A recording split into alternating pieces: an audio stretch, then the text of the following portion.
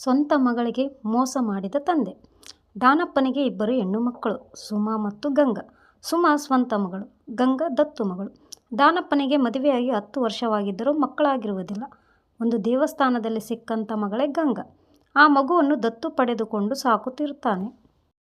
ಆ ಮಗಳ ಕಾಲು ಗುಣದಿಂದ ದಾನಪ್ಪ ದಂಪತಿಗಳಿಗೆ ಹೆಣ್ಣು ಮಗು ಜನಿಸುತ್ತದೆ. ಆ ಮಗುವೇ ಸುಮಾ.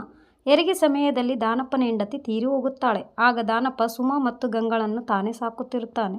ದಾನಪ್ಪನಿಗೆ ಆಸ್ತಿ ಚೆನ್ನಾಗಿರುತ್ತದೆ. ತನಗೆ ಮಕ್ಕಳಾದರೂ ಕೂಡ ಅವನು ಗಂಗಳನ್ನು ಕೂಡ ಸ್ವಂತ ಮಗಳಂತೆ ಚೆನ್ನಾಗಿ ನೋಡಿಕೊಳ್ಳುತ್ತಿರುತ್ತಾನೆ.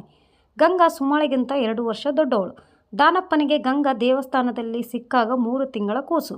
ಆ ಮಗುವಿಗೆ ಗಂಗಾ ಎಂದು ದಾನಪ್ಪ ದಂಪತಿಗಳು ನಾಮಕರಣ ಮಾಡಿರುತ್ತಾರೆ. ಸುಮಾ ಮತ್ತು ಗಂಗಳಿಗೆ ಚೆನ್ನಾಗಿ ವಿದ್ಯಾಭ್ಯಾಸ ಕೊಡಿಸುತ್ತಾನೆ. ಮುಂದೆ ಅವರಿಬ್ಬರು ಮದುವೆ ವಯಸ್ಸಿಗೆ ಬರುತ್ತಾರೆ. ಮೊದಲು ದಾನಪ್ಪ ಗಂಗಳಿಗೆ ಮದುವೆಯನ್ನು ಮಾಡುತ್ತಾನೆ. ಒಳ್ಳೆ ಕಡೆ ಸಂಬಂಧ ಹುಡುಕಿ ಗಂಗಳಿಗೆ ಬಿಸ್ನೆಸ್ ಮ್ಯಾನ್ ಆಗಿರುವಂಥ ವ್ಯಕ್ತಿ ಜೋಡಿ ಮದುವೆ ಮಾಡುತ್ತಾನೆ. ಗಂಡನ ಮನೆಯಲ್ಲಿ ಗಂಗಾ ಸುಖವಾಗಿ ಜೀವನವನ್ನು ಮಾಡುತ್ತಿರುತ್ತಾಳೆ. ಗಂಡನ ಮನೆಯವರಿಗೆ ಮೊದಲೇ ದಾನಪ್ಪ ಈ ಮಗಳು ದತ್ತು ಮಗಳು ಎಂದು ತಿಳಿಸಿರುತ್ತಾನೆ. ಏಕೆಂದರೆ ಮುಂದೆ ತನ್ನ ದತ್ತು ಮಗಳಿಗೆ ಯಾವುದೇ ರೀತಿ ಸಮಸ್ಯೆ ಆಗಬಾರದೆಂದು ಮೊದಲು ತಿಳಿಸಿರುತ್ತಾನೆ.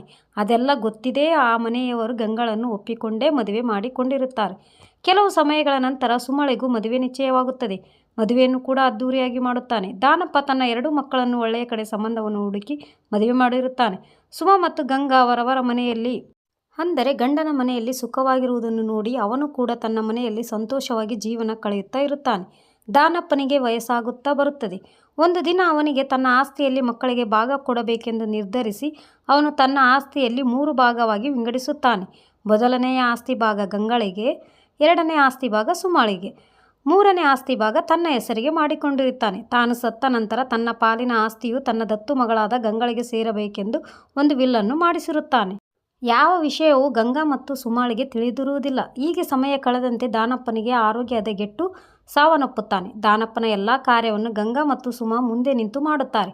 ತಂದೆಯ ಎಲ್ಲ ಕಾರ್ಯ ಆದ ನಂತರ ಲಾಯರ್ ದಾನಪ್ಪನ ಮನೆಗೆ ಬಂದು ದಾನಪ್ಪ ಬರೆದಂಥ ವಿಲ್ ವಿಚಾರವನ್ನು ಗಂಗಾ ಮತ್ತು ಸುಮಳ ಮುಂದೆ ಇಡುತ್ತಾರೆ.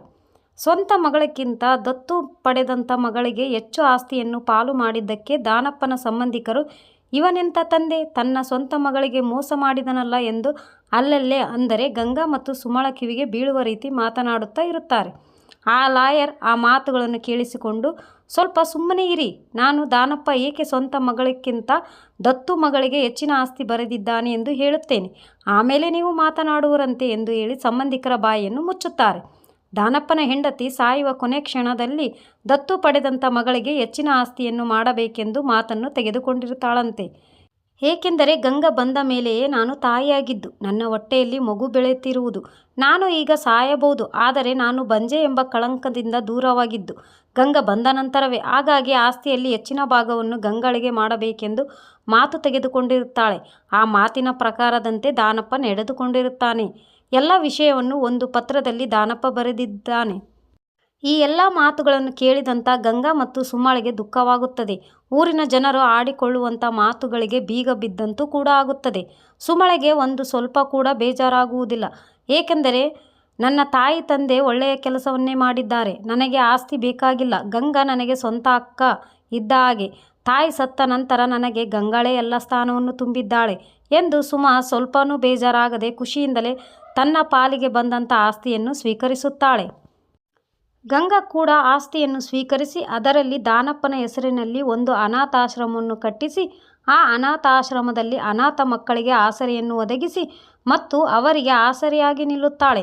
ಈ ಕಥೆಯ ಸಾರಾಂಶ ಇಷ್ಟೇ. ಸ್ವಂತ ಮಗಳಿಗೆ ಮೋಸ ಮಾಡಬೇಕೆಂಬುದಲ್ಲ, ತನ್ನ ಹೆಂಡತಿ ಕೊನೆ ಕ್ಷಣದಲ್ಲಿ ತೆಗೆದುಕೊಂಡಂತಹ ಮಾತಿಗೆ ಬೆಲೆ ಕೊಡುವಂಥದ್ದು. ದತ್ತು ಮಗಳ ಮತ್ತು ಸ್ವಂತ ಮಗಳ ನಡುವೆ ತಾರತಮ್ಯ ಇಲ್ಲದೇ ಇರುವುದು ಈ ಕತೆ ತೋರಿಸಿಕೊಡುತ್ತದೆ. ಈ ಕತೆ ನಿಮಗೇನಾದರೂ ಇಷ್ಟ ಆದರೆ ನನ್ನ ಚಾನಲ್ಗೆ ಲೈಕ್ ಮಾಡಿ, ಶೇರ್ ಮಾಡಿ, ಸಬ್ಸ್ಕ್ರೈಬ್ ಮಾಡಿ, ಪ್ಲೀಸ್ ಸಪೋರ್ಟ್ ಮಾಡಿ. Thanks for watching.